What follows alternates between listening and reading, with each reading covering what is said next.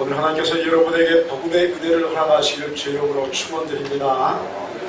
사람들이 말에 의하면 영국을 여행할 때 제일 먼저 방문한 곳이 런던의 웨스트민스터 사원이라고 합니다. 그곳에는 아주 유명한 사람들의 묘가 많이 있는데 리빙스턴을 비롯해서 엘리자베스 여왕, 유명한 음악가들, 그리고 건축가, 시인, 정치가, 그리고 귀족들, 아주 영국을 빛낸 유명한 사람들이 그곳에 무덤을 두고 있고, 비석들이 그 사원에는 가득하다고 합니다. 옛날에는 이 교회 뒷마당이 전부 다 무덤이었거든요. 무덤으로 묘지를 삼았던 그런 전통을 가지고 있어서 사람들이 웨스트민스턴 사원에 가면 유명한 사람들의 비석을 볼 수 있고 그들이 묻혀있는 무덤을 볼 수 있기 때문에 많이 찾게 됐다 하는 이야기가 있습니다. 그러나 여러분, 원래 이 웨스트민스터 사원은 원래 그 목적으로 세워진 것이 아닙니다. 유명한 사람을 만나게끔 하기 위해서 이 교회가 예배당이 세워진 것이 아닙니다. 그것은 하나님을 예비하는場이었습니다. 그러한 곳이 이제는 영국 왕이 취임하는 곳으로, 취임할 때 이제 거기에서 선서하고 이렇게 한 곳인데, 취임하는 곳으로 또 유명 인사들의 묘지로 사용되는 곳으로 변화되게 되었습니다.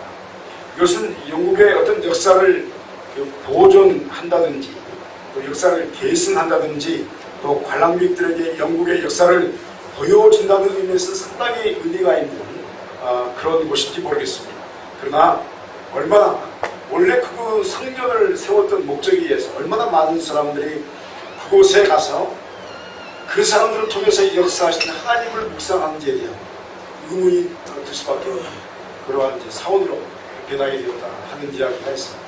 많은 사람들이 그곳에 하나님 만나기 위해서 교회를 세웠는데 하나님 만나는 게 아니라 사람 만나고 끝나는 겁니다. 영국왕 취임할 때 이렇게 취임하고 끝나는 겁니다. 하나님이 잊어버린 것, 하나님이 잊혀진 곳으로 변하게 되어서 많은 사람들의, 깨어있는 사람들의 이야기가 뭐냐면 참 안타깝다. 그곳에서 복음을 듣고 그곳에서 하나님을 묵상하고 하나님을 만나는 그런 역사가 있어야 되는데 그냥 역사적인 어떤 기념관으로서, 박물관으로서 전락해버리는 안타까움의 역사를 보게 된다는 그러한 일들을 우리가 듣게 됩니다. 여러분, 성도들은 언제 어디서나 하나님을 인정하고 그분을 바라봐야 하는 사람이 성도일지 믿습니다. 예수 믿는 사람이면 예배당에 온 목적이 뭐냐면 하나님을 예배하고 영과 진리로 예배할 때 하나님을 만나는 데 목적을 두고 나오는 사람이 신자인 줄 믿습니다. 그런 목적으로 우리가 오늘도 예배드리면서 거룩한 영과 진리의 거룩한 주일 예배드리는 여러분 되시기를 주 여러분으로 축원드립니다. 오늘 본문의 말씀은 그 성전 미문에 앉아서 이 구걸하는 안진뱅이를 고친 사건을 통해서 이 예수 그리스도의 복음이 확산되는 것을 보게 된 이 사도계인들과 제사장들, 그리고 성전 맡은 자들이 베드로와 요한을 감옥에 가둔 사건을 중심으로 이루어진 내용의 말씀이 기록된 본문입니다.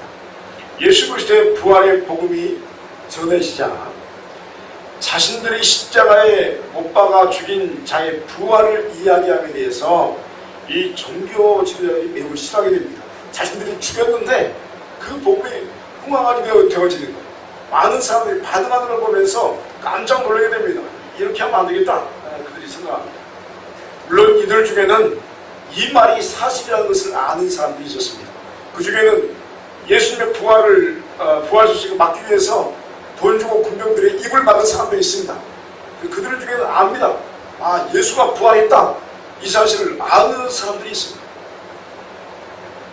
그러나 여러분, 그들에게는 참된 메시아가 오셨다는 것이 중요한 것이 아니었습니다.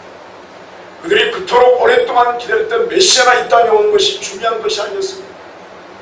하나님의 역사가 자신들 앞에 시작되었다는 것이 중요한 것이 그들에게는 아니었습니다. 이들에게 필요한 것은 이스라엘이라는 이 나라를 자신들의 이름으로 통치해야 하는 자신들의 자리와 권세가 더 중요했습니다. 그런데 이들에게는 말씀이 자꾸 걸림돌이 되는 겁니다. 하나님의 말씀이 선포되니까 자꾸 불편한 것입니다. 왜 말씀이 선포되냐? 구약의 말씀을 맡았던 이 제사장과 서기관들과 랍비들이었음에도 불구하고 이 말씀이 이들의 마음을 찔렀습니다. 그리고 자신들이 죽인 예수가 부활했다는 소식이 온 예루살렘에 삽시간에 번지기 시작합니다. 자신들의 체면이 하나님의 아들의 역사보다 더 중요했습니다. 자신들의 생각이 하나님의 말씀보다 더 중요했습니다. 그래서 싫어합니다. 말씀을 그만 전하는 것입니다. 너희들 전하지 말고 감옥에 좀 있어 하고 집어넣은 겁니다. 그래서 감옥에 가두게 됩니다. 그럼에도 불구하고 이 하나님의 말씀의 역사는 5,000명이나 되는 사람들이 예수를 믿게 되어진 역사로 이어지게 되었다 하고 오늘 본문의 말씀은 이야기를 합니다. 하나님의 역사는 여러분 사람이 막을 수가 없는 것입니다. 한번에서 하나님의 역사는 사람이 막을 수 없습니다. 할렐루야. 이 사실을 믿으시기 바랍니다. 요즘에 우리 한반도가 아주 대단히 긴장 속에 들어가 있습니다. 외국에서는 지금 난리가 났는데 전쟁이 일어난다고 난리가 났고, 미국에서는 미국 사람들은 또 핵 떨어지면 안 되니까 지하 벙커 만들어가지고 얼마나 비싸게 팔린지 모릅니다. 집집마다 그거 만들기라고 난리가 나고. 그런데 놀라운 것은 우리 한국 땅은 평온합니다. 놀라운 역사입니다. 외국에서 이제 전쟁 트럼프가 막 내가 너희들 그냥 가만히 있자 불바다 만들겠다 막 이야기하고, 아니 북한도 막 가만히 있지 않겠다 난리 났는데 놀라운 것은 우리나라가 너무 평온합니다. 여러분 기도해야 할 점이 있습니다. 이럴 때일수록 기도해야 합니다. 저와 여러분 목숨 걸고 기도해야 합니다. 남의 이야기가 아니고 저와 여러분의 이야기입니다. 미국은 버튼 누르고 그냥 지시하면 끝나지만 저와 여러분은 죽느냐 사느냐 문제를 가지고 씨름해야 하는 문제입니다. 여러분 한국교회가 깨어서 기도해야 할 점이 있습니다. 이럴수록 새벽을 깨워야 할 점이 있습니다. 이럴수록 여러분 끊임없이 나라 민족을 기도해야 할 점이 있습니다. 여러분 풍전등화 같습니다. 그럼에도 불구하고 하나님의 뜻은 그대로 이루어질 점이 있습니다. 하나님께서 이 민족을 향한 뜻이 있다면 그 뜻 때문에 모든 전쟁은 평화를 이룰 점이 있습니다. 종식될 점이 있습니다. 그 이름을 놓고 기도하면 하나님의 뜻이 이 땅에 있지 않습니까? 하나님께서 이 민족을 통해서 이루고자 하는 뜻이 있지 않습니까, 주님? 그 문제를 놓고 주여 자비와 긍휼을 베풀어 주시옵소서. 할렐루야. 여러분 기도해야 할 점이 있어요. 아무튼 보니까 이 바리새인과 사두개인과 대제사장들이 하나님의 뜻을 없애버리려고 멈추게 하려고 가진 수단을 쓰기 시작합니다. 그러나 사람의 뜻이 하나님의 뜻을 막지를 못하는 겁니다. 이튿날 사도들을 공의에 세우게 됩니다. 그리고 신문하기 시작합니다. 너희가 무슨 권세와 누구의 이름으로 이 일을 행하였느냐 하고 신문합니다. 이때 베드로가 성령 충만함을 잊게 됩니다. 그리고 변증합니다. 백성의 관리들과 장로들아, 만일 병자에게 행한 착한 일에 대하여 이 사람이 어떻게 구원을 받았느냐고 오늘 우리에게 질문한다면, 너희와 모든 이스라엘 백성들은 알라. 너희가 십자가에 못 박고 하나님이 죽은 자 가운데 살리신 나사렛 예수 그리스도의 이름으로 이 사람이 건강하게 되어 너희 앞에 섰느냐. 이 예수는 건축자들의 버린 돌로서 직모퉁이의 머리털이 되었느냐. 다른 이로서는 구원을 받을 수 없나니 천하 사람 중에 구원을 받을 만한 다른 이름을 우리에게 주신 일이 없습니다 라고 놀라운 변증의 이야기를 하게 됩니다. 놀랍지 않습니까? 베드로는 배운 게 없는 사람입니다. 어부였습니다. 학문도 해본 적이 없는 사람입니다. 근데 이 말씀 보면 아주 일목요연하게 논리적으로 쫙 이렇게 이야기하는, 나중에 이 사람들이 깜짝 놀라게 됩니다. 이 사람이 어부 아니었냐, 무식한 어부 아니었냐, 어떻게 이렇게 말을 잘하는지. 여러분 성령이 임하면 할 말씀을 우리의 입술에 허락할 줄 믿습니다. 성령이 임해서 성령께서 베드로의 입을 통해서 이야기하시는 겁니다. 사람의 지혜가 따라올 수 있겠습니다. 이 핵심적인 복음의 메시지가 유대 공의에서 증거되었습니다. 그리고 이 증거는 이스라엘 종교 지도자들의 양심을 찌르기 시작합니다. 그 무엇도 부인할 수 없는 역사적인 사실을 그대로 설명하기 시작합니다. 우리는 오늘 본문에서 세상이 싫어하는 것이 무엇인지를 깨닫게 됩니다. 세상은 여러분 복음을 싫어합니다. 왜냐하면 복음의 역사를 인정하면 세상의 중심에 예수 그리스도께서 계심을 인정해야 하기 때문입니다. 인생의 중심에 나라는 존재가 있어야 하는데 나를 자기 부인하고 예수님을 내 중심에 내 인생의 주인으로 모셔야 한다라고 이야기하기 때문입니다. 우리말로 하면 내 인생은 내 인생인데 내 인생의 주인이 예수라는 겁니다. 그것을 인정하라는 것입니다. 그러면 예수 믿는 것은 예수님이 내 인생의 주인 되시고 왕 되심을 믿는 것입니다. 그래서 세상이 싫어하는 거예요. 세상의 중심은 누가 있어야죠? 내가 있어야 돼요. 근데 나를 내려놓고 예수를 중심으로 모시라 하니까 싫어하는 겁니다. 바리새인과 사두개인들 그 중심에 자기 자신들이 있었습니다. 그런데 그것을 내려놓고 예수의 십자가의 죽으심과 부활을 인정하라는 것입니다. 못하겠다는 것입니다.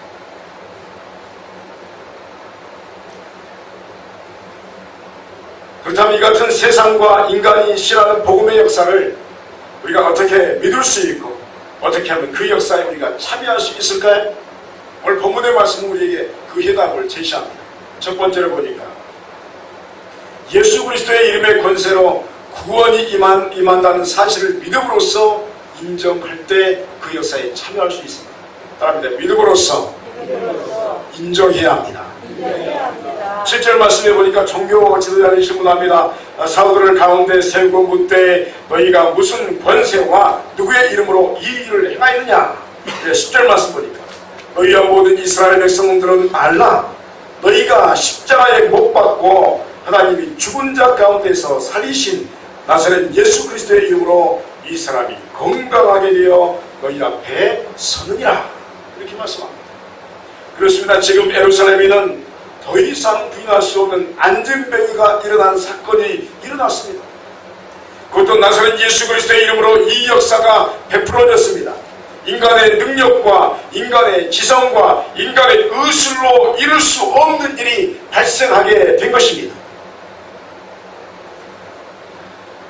어떤 교수가 사숙을 병행할 때에 많은 제자들이 자기에게 지혜를 배우려고 찾아오게 됩니다. 제자들은 항상 그 스승들에게 많은 선물을 드렸습니다. 그 스승이. 그래서 나를 이렇게 좋은 가르쳐 주심을 감사합니다. 그리고 자꾸 이렇게 선물도 주고 뭔가를 막 갖다 주기 시작합니다. 그래서 그 교수에게 부름받은 제자라고 이렇게 인정받은 것이 굉장히 영광이었기 때문에 많은 사람이 왔는데 그 중에 한 사람이 이 교수의 부름을 받았습니다. 너 나한테 좀 배움 받지 않았는데 뭐 나를 받아주십시오. 아주 영광스러운데 이제 거기서 받아준 것만 해도 영광스러운데 교수가 부르는 겁니다. 그런데 이 사람은 가진 게 없는 사람입니다. 아주 가난한 사람을 교수가 그 재능을 보고 너 나한테 와서 좀 이렇게 좀 배워라 하는 그 이야기를 듣게 됩니다. 그래서 이 제자가 이제 가르침 받는데 너무 좋은 거예요. 다른 사람 보니까 가르침 받는데 그냥 받는 게 아니라 뭐예요? 선물을 갖다 주는 거예요. 그래서 나도 좀 선물을 갖다 주고 싶은데 이 사람이 가진 게 없는 거예요. 아무것도. 어느 날 이제 이 제자가 선생님을 찾아와서 이야기합니다. 선생님, 제가 선물을 드리겠습니다. 선생님 깜짝 놀라는 거예요. 뭐 가져다 줄 게 없는 거거든요. 이 사람은 가진 게 없어요. 다 알고 있는 거예요. 그럼에도 불구하고 그냥 제자로 받아준 건데 선생님 내가 선물을 가져왔습니다. 그래서 그래 무슨 선물인가?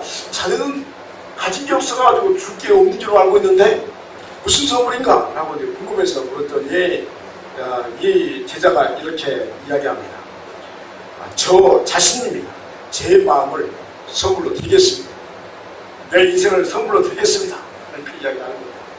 그래서 이 이야기를 듣던 이 유명한 교수가 이런 이야기를 합니다. 내가 이 세상에 나와서 많은 선물을 받았지만 지금 너에게 받은 선물은 내가 한 번도 받아본 적이 없는 선물이다.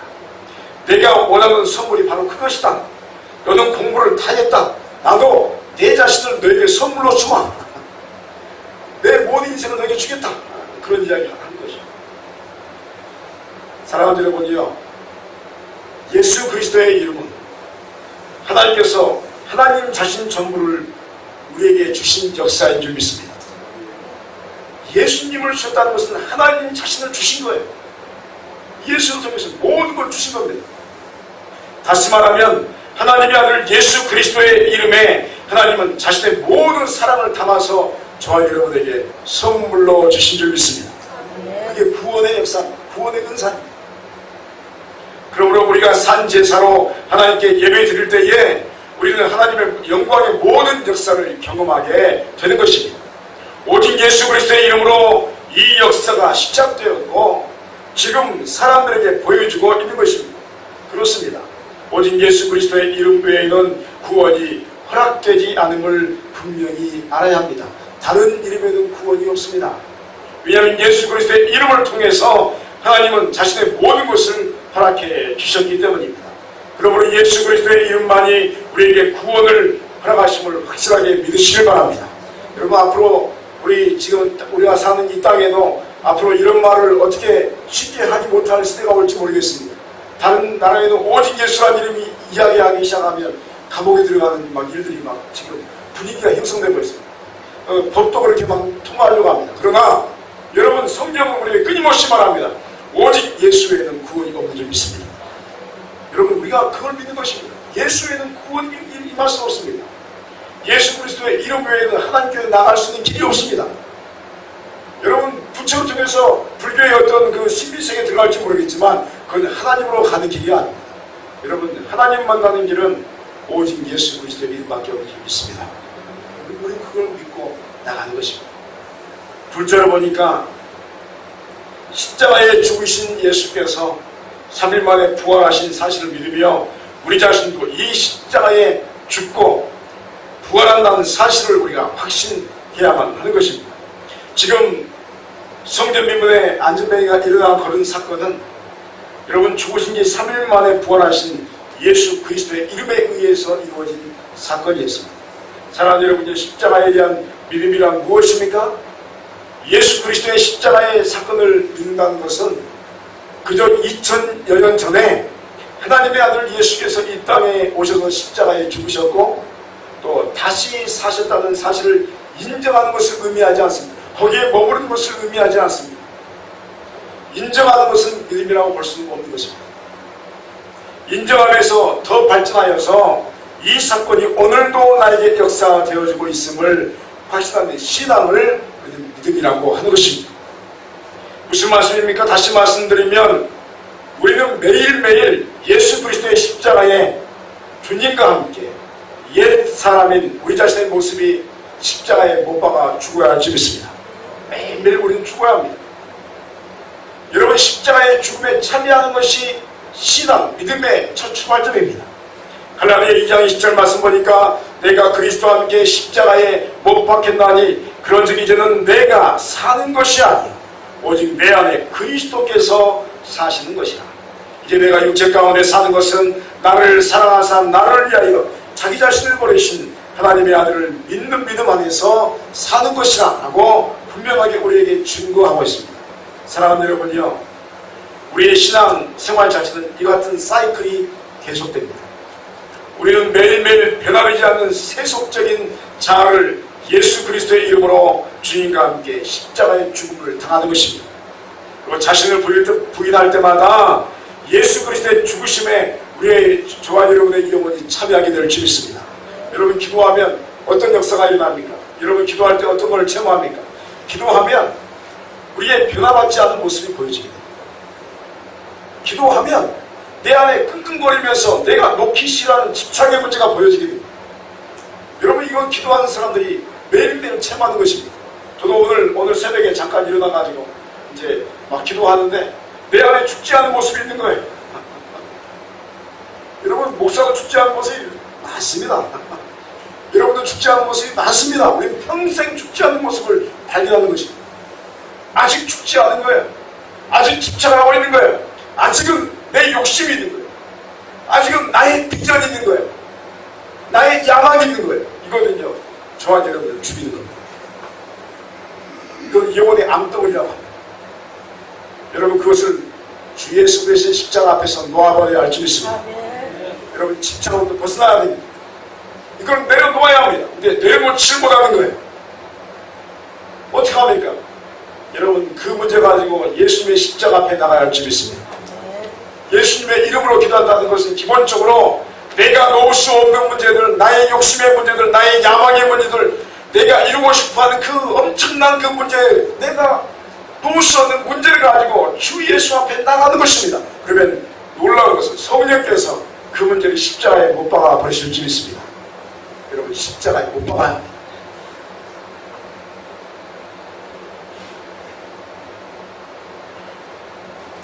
예수 그리스도의 십자가에 우리 옛사람이 못 박아지면 어떤 역사가 또 일어나게 됩니까? 놀라운 것은요, 부활의 역사에 참여할 줄 믿습니다.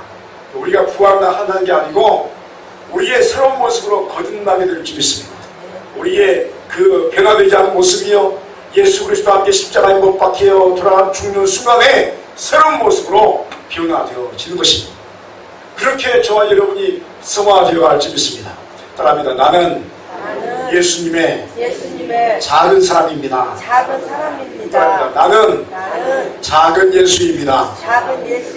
우리가 예수를 믿고 일평생 살아간다는 게 뭐냐면, 우리가 아직은 하나님 보시기에 불완전하고 아직은 좀 미미하고 아직은 세속적인 모습이 있지만 그 모습이 하나씩 하나씩 내 모습이 예수님과 같이 변화되어 가는 것이 예수 믿는 그런 길인 줄 믿습니다. 예수 믿는 것은 그 길을 걸어가는 것이 그게 십자가의 길입니다. 그게 부활의 길입니다. 그래서 우리가 십자가와 부활의 역사에 참여하는 게 뭐냐면, 나를 부인하고 나를 피워놓고 하나님의 말씀으로 내 인생에 채워가는 것이 바로 십자가의 부활의 역사에 참여하는 역사인 줄 믿습니다. 이 은총이 저와 여러분의 삶 가운데 함께 하시기를 간절히 소원합니다. 아멘. 세 번째로 보니까 여러분 구원의 집인 교회, 즉 하나님 나라의 역사에 참여하는 참된 교회 사역에 우리가 참여하는 것은 오직 예수 그리스도의 이름을 머릿돌 삼을 때 가능합니다. 따라합니다. 내 믿음에 예수 그리스도의 이름에 머릿돌 위에 놓아야 합니다. 내 믿음이 머릿돌 위에 있어야 되는 거예요.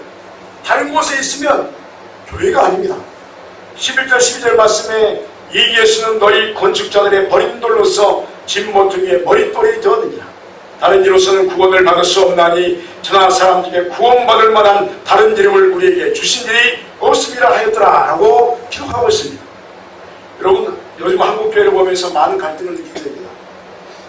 그것은 여러분 십자가만 매달려 있다고 해서 교회일까 하는 질문을 하게 됩니다.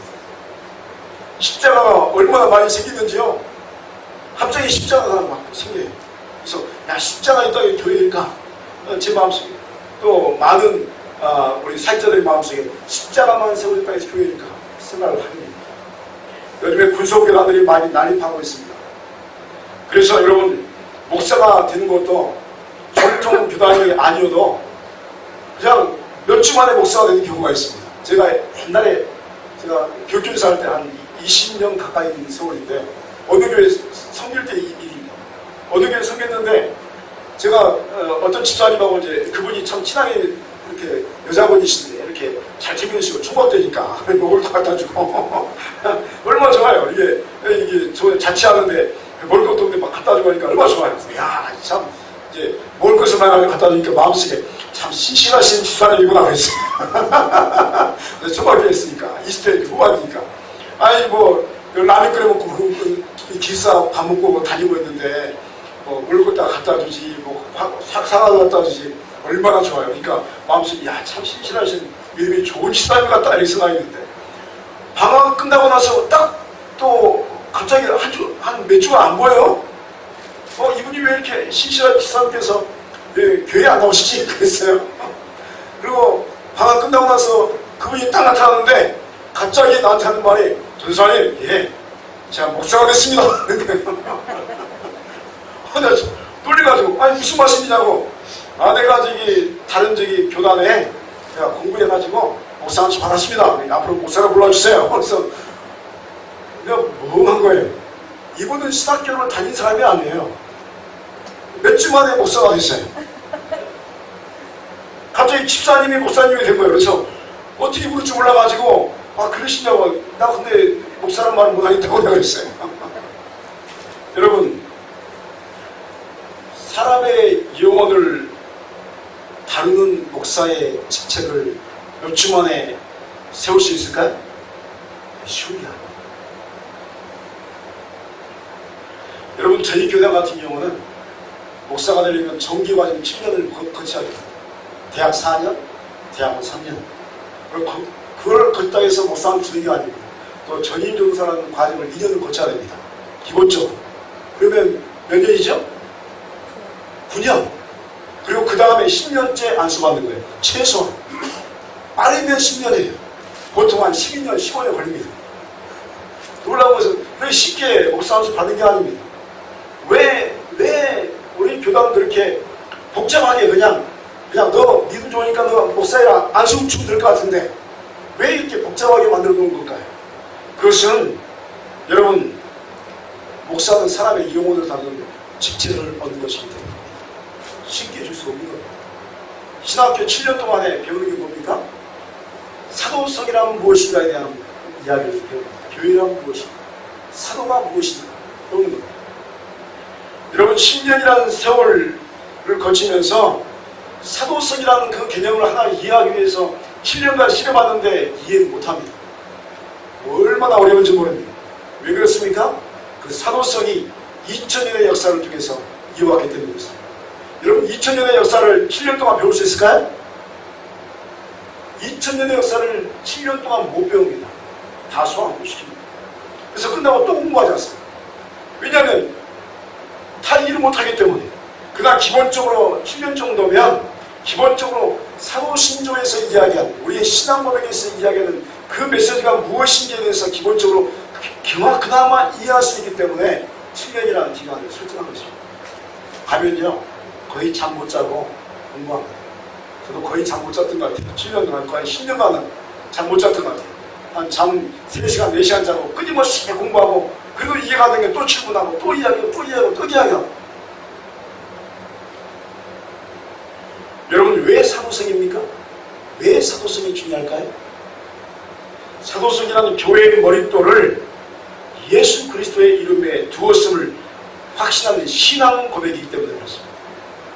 따라서 교회의 머릿돌은 예수 그리스도의 이름에 있습니다. 여러분, 오직 예수라는 이름의 의미가 무엇인지 알지 못한 채 교회를 세웠습니다. 그게 무엇인지 모르고 십자가를 세운다 해서 교회가 될 수 없는 것입니다. 그러므로 여러분이요, 십자가만 붙어 이 땅에서 교회가 될 수 없습니다. 예수 그리스도의 이름으로 기도한다고 해서 교회가 될 수가 없습니다. 그 안에 참된 예수님에 대한 신앙 고백과 이해가 전제되어야 할 줄 믿습니다. 예수가 누구신지, 교회가 무엇인지, 사도적인 고백이 무엇인지 알아야 할 줄 믿습니다. 이것을 사도성이라고 하는 것입니다. 재미있는 글 하나를 소개해드립니다. 가장 훌륭한 축복이라는 글인데, 우리가 생활하면서 여러 가지 일들을 결정해 나가는 것은 마치 무늬 융단을 짠 것과 같다. 융단을 짜는 데는 헤아릴 수 없는 많은 실이 사용된다. 그 융단에 들어있는 무늬는 그것이 다 짜여질 무렵이 되어야 알 수 있다. 이와 마찬가지로 우리들의 삶의 패턴 역시 종말에 가까워서야 분명히 알 수 있다. 우리가 알 수 있는 것은 우리의 생에 들어오는 한 올 한 올의 실이 다 최종적 상품에 영향을 미칠 것이라는 것이다. 무늬 융단을 짜는 사람이 하나의 융단을 짜기 시작할 때는 자기가 짤 상품에 대한 패턴이나 구상을 가지고 있다.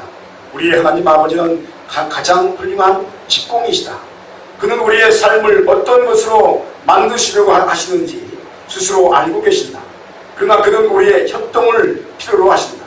여러분은 여러분의 생애에 대하여 어떤 꿈을 가지고 있는가? 여러분은 여러분의 삶의 무늬 융단이 거의 다 완성될 때, 즉 여러분 생애의 여행이 마지막에 이르러 어떤 무늬를 보기를 원하는가?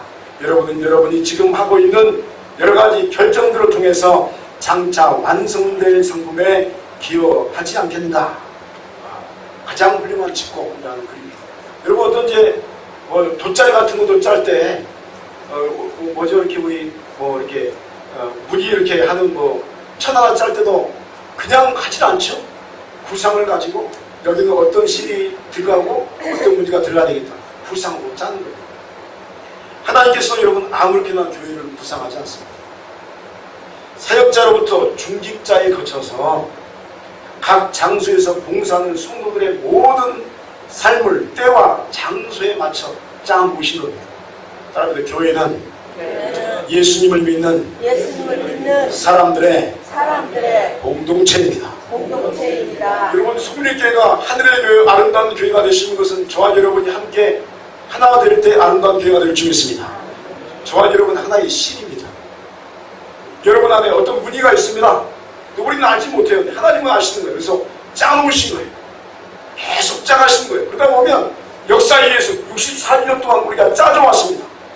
우리가 알지 못하는 64년의 그 기간 동안에 여러분이 어느 장소에 어느 때에 헌신했더니 하나님이 아름다운 실로 집어넣으신 거예요. 또 마찬가지로 여러분 또 여러분 안에서 무엇이나 봉사하고 기도할 때에 아름다운 실이 그 안에 통과될 줄 믿습니다. 여러분 교회의 역사는 사라지지 않을 줄 믿습니다. 그래서 사도성이란 그런 겁니다. 하나님께서 만들어 놓으신 예수의 이름으로 여러분을 불러 놓으셔서 하나씩 하나를 짜나가시게 사도성입니다. 그래서 여러분 사도성이 없다면 그것은 뭐라고 합니까? 이단이라고 합니다. 따라서 이단은 사도성이 없는 것입니다. 사도의 전통에 의해서 내려오지 않은 것은 다 이단이에요. 원래 이단의 개념이 그렇습니다. 끝이 다른 게 아닙니다. 진짜 사도성은 뭐냐면 사도의 전통에서 벗어난 모든 것은 이단이에요. 그래서 십자가단 이단도 많이 있습니다. 여러분 교회를 함부로 택하는 게 아닙니다. 우리 성립교회가 정통교회인 줄 믿습니다. 정통교회 신앙을 갖춰온 것입니다. 지금 유대인들이 이단의 길로 들어서고 있습니다. 왜냐하면 예수 그리스도의 이름을 구약은 증거하고 있기 때문입니다. 이런 참된 신앙 고백의 역사에 우리의 믿음이 참여하게 될 때에 우리는 예수 그리스도의 이름으로 교회의 머릿돌을 삼는 복음에 함께 참여하는 역사가 일어날 줄 믿습니다. 사랑하는 여러분이요, 오늘 우리는 세상이 싫어하는 것이 참된 말씀이고 또 참된 복음이라는 것을 새삼 깨닫게 되었습니다. 생명의 복음은 오직 예수 그리스도의 이름 안에 있습니다. 참된 예수 그리스도의 이름이 신앙 고백되어지는 곳에 하나님의 구원의 역사는 허락되게 됩니다. 그러나 가짜 복음은 예수 그리스도의 참된 이름이 아닌 내가 생각하는 예수 그리스도의 이름을 의미하는 것을 깨닫게 됩니다. 유대인들이 원하는 유대인식 예수는 적그리스도밖에 없습니다. 유대인이 원하는 유대인식 말씀은 아브라함에게 계시던 하나님의 창세기 12장 1절로 3절 말씀과 전혀 상관이 없는 그런 말씀입니다. 마찬가지로 오늘 한국교회의 어려움이 시작된 것은 한국교회가 원하고 한국 사람이 원하는 식의 말씀을 우리가 받아들였기 때문입니다. 십자가와 부활의 복음 외에는 다른 복음을 받아들일 수 없는 것입니다. 내가 듣기 좋은 말의 복음이 아닌 내 영혼을 살릴 복음이 저와 여러분에게 필요할 줄 믿습니다. 여러분 듣기 좋은 것은 그때만 기분 좋습니다. 그러나 영원히 사는 것이 더 중요할 줄 믿습니다. 그래서 하나님의 말씀은 생명의 말씀으로 우리에게 선포되는 줄 믿습니다. 따라합니다. 하나님의 말씀은 생명의 말씀입니다. 생명의 말씀입니다. 여러분 생명은요 우리를 괴롭게 할 수 있습니다. 사는 것은 우리로 괴롭게 할 수 있습니다. 제가 요즘에 우리 한 달 저기 대학 이슈 때문에 가지고 여러 군데 다니면서 하는 말이 너 보듬기 한다. 내가 그 말에 보듬기 한다. 너 지금 괴롭고 나중에 웃는 게 낫지. 지금 웃고 나중에 우는 것보다 지금 괴로운 게 낫다. 할렐루야. 하나님의 말씀이 임했을 때 여러분 지금 여러분의 영혼이 보듬는 게 훨씬 낫습니다. 그리고 후에 웃는 것이 여러분에게 복될 줄 믿습니다. 하나님의 말씀이 임하면 보듬길 수 있습니다. 그러나 여러분 내가 내 영혼이 살 길이요 우리에게가 살 길이라면 여러분 보듬기고 어렵고 힘든 길을 선택하는 것이 우리에게 복일 줄 믿습니다. 이 은혜가 저와 여러분의 십자가의 길에 임하시기를 주님으로 축원드립니다. 기도하시겠습니다.